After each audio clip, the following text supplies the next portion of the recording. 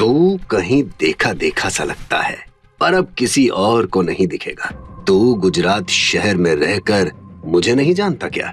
हाँ, तुझे भी जानता हूँ और समझ सकता हूँ। ये तू नहीं, तेरी जवानी का खून उबाल मार रहा है। अब आपकी डायलॉग बाजी खत्म हो गई हो तो आगे क्या करना है वो बता दीजिए प्लीज। मुझे आप लोग के सामने बीन बजाने के अलावा और भी काम है। नक्श इससे आगे कुछ बोलता उसके पहले इरफान भाई का चाकू नक्श की गर्दन पर आ गया और वहाँ खड़े इरफान भाई के आदमी सिर्फ उनके इशारे का इंतजार कर रहे थे। ये सब देख रही अनिका और चित्रा सहम गई थी और वहीं मैम्बो अंकल की खुशी बढ़ती ही जा रही थी। नक्श के गर्दन पर इरफान भाई ने चाकू रखा था और वहाँ खड़े इरफान भाई के आदमी सिर्फ उनके इशारे का इंतजार कर रहे थे कि कब नक्श की हड्डियां तोड़ने का मौका मिले। तभी नक्श ने इरफान भाई से कुछ ऐसा कहा जिससे इरफान भाई सदमे में आ गए। इरफान भाई, किसी जमाने में आपको सुल्तान के नाम से जाना जाता था। उस सुल्तान को किसी ने मुंबई शहर से भागने के लिए मजबूर कर दिया था। क्या आप जानते हैं वो इंसान कौन था? ये सब बातें तुझे कैसे पता? खैर, अब कोई फर्क नहीं पड़ता क्योंकि तू बस 2 पल का मेहमान है। तो इस 2 पल के मेहमान की आखिरी इच्छा समझकर एक काम करो। याद करो कि मुंबई में कार्तिक नाम के लड़के से जब पंगा लिया था तब किसी ने तुम्हारी बैंड बजाई थी। सोचो सुल्तान, सोचो। ये मुझसे क्या हो गया? ओह माय गॉड, इरफान भाई इस कचरे के आगे झुक कैसे रहे हैं? और ये सुल्तान आखिर है कौन? क्या इरफान भाई ये सुल्तान तो नहीं? माफ करना मालिक, मुझे पता नहीं था आपके बारे में। मुझसे गलती हो गई। मालिक? ये नक्श को मालिक क्यों बोल रहा है? इरफान भाई, ये आप क्या कर रहे हो? आप इस लड़के की हड्डी पसली एक क्यों नहीं कर रहे? जब मैम्बो अंकल को इरफान भाई से जवाब नहीं मिला तो वो गुस्से से तिलमिला उठा। वो नक्श को एक जोर का घूसा मारने के लिए जैसे ही उसके पास तेजी से बढ़ने लगा, इरफान भाई ने मैम्बो अंकल को जोर की लात मारी जिससे वो जमीन पर धूल चाटने लगा। इरफान भाई इतने गुस्से में था कि उसने मैम्बो अंकल को उठाया और उसे जबरदस्त तमाचे मारने लगा। तू हमेशा दूसरों को नीचा दिखाने से पहले नहीं सोचता। तेरी वजह से आज मैं मरते मरते बचा। अब मैं तुझे जिंदा नहीं छोड़ूंगा। इरफान भाई, मुझसे कोई गलती हो गई क्या? ये मत भूलो कि जब आपके साथ कोई नहीं था तब मैं आपके साथ खड़ा था। इतनी जल्दी भूल गए वो दिन जब मैंने आपको मुंबई से यहाँ आने के लिए मदद की थी? तुझे लगता है कि तू जो भी करता है सही करता है। आज तेरे साथ मैं एक सही काम करता हूँ। रुक। अपने बेटे की इस हालत को देख कल्याणी ने जावेरी परिवार के कुछ जवान लोगों को आगे भेजा, लेकिन उन्होंने जैसे ही इरफान भाई के हाथों में चाकू देखा, सबके कदम मानो जम से गए। इरफान भाई नक्श के आगे नजरें झुकाकर खड़ा था। मालिक, मुझे माफ कर दीजिए। मैं बेवकूफ था जो मैम्बो की बातों में आ गया। जो कुछ भी हुआ उसे भुला दीजिए और मुझे जाने दीजिए। मैं ठीक है, कोई बात नहीं।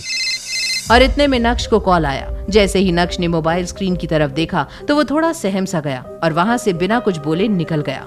आज तो बाल बाल बच गया। अरे रुको, बस हो गया। लेकिन इरफान भाई, क्यों? तूने ऐसा क्यों किया? तू कितना बड़ा इडियट है मैम्बो। इतना सब कुछ होने के बाद भी तुझे समझ नहीं आया कि नक्श कोई छोटा मोटा आदमी नहीं है। और मैं आज बोलूंगा और आखिरी बार बोलूंगा, आज के बाद मेरे नाम का गलत इस्तेमाल मत करना। आज से तेरा और मेरा रिश्ता खत्म। इतना बोलने के बाद इरफान भाई अपने आदमियों को लेकर वहाँ से चला गया और जावेरी खानदान को अचानक से होश आया और वो मैम्बो अंकल के पास दौड़ते हुए आए। मैम्बो, तुम ठीक तो हो? ज्यादा तो नहीं लगी? मामू, ओ मामू, ठीक तो हो ना? ज्यादा तो नहीं मारा? पैग लेकर आऊं क्या? जब मैं मार खा रहा था तब तुम बुद्ध बन के खड़े थे। अब बड़ी फिक्र हो रही है मेरी। मुझे ठीक होने दो, एक एक को देख लूंगा। नहीं मामू, हमने पूरी कोशिश की आपको बचाने की। चुप! गाड़ी निकालो, हम सीधा घर जाएंगे और सारे गेस्ट को भी लेके चलो। मैं इस तरह अपने लोगों को घर नहीं भेज सकता। मैम्बो का आदेश सुन सब गाड़ी में बैठ गए और जावेरी मैंशन की ओर निकल गए। जैसे ही सब मैंशन पर पहुंचे, वहां 6 लग्जूरियस कार्स खड़ी थी। दूसरी कार की फ्रंट सीट पर एक खास शख्स बाहर आया। क्या बात है, कल्याणी देवी की वाकई में बहुत इज्जत है। मिस्टर पटेल पर्सनली यहाँ आए हैं। मिस्टर पटेल के क्या कहने? उन्हें अगर हम जैसे लोग दूर से ही देख लें तो ये हमारी ही किस्मत है। वेलकम मिस्टर पटेल, आप हमारे घर आए, ये हमारी खुशकिस्मती है। जी, ऐसा बोलकर मुझे शर्मिंदा मत कीजिए। अच्छा, क्या नक्श यहाँ पर है? नक्श तो यहाँ पर नहीं है। ओह ठीक है, अगर नक्श यहाँ पर नहीं है तो मैं आप लोगों को ज्यादा डिस्टर्ब नहीं करूंगा। मुझे याद है आज आपका जन्मदिन है, मैंने आपके लिए एक छोटा सा गिफ्ट तैयार किया है, प्लीज एक्सेप्ट माई गिफ्ट। अरे पर इसकी क्या जरूरत थी? अच्छा कल्याणी जी, अब मुझे चलना चाहिए। कार्तिक के आदमियों ने टेबल पर एक ब्लैक बॉक्स गिफ्ट के तौर पर रख दिया और वो सब जावेरी मैंशन से चले गए। कल्याणी को पता था कि कार्तिक ने जो गिफ्ट दिया है वो प्राइसलेस होगा, लेकिन फिलहाल उस गिफ्ट से ज्यादा जरूरी मैम्बो अंकल का ख्याल रखना था। सो सब मैम्बो अंकल की देखभाल में लग गए और किसी ने भी उस ब्लैक बॉक्स को खोलकर नहीं देखा। आखिर क्या था उस ब्लैक बॉक्स में?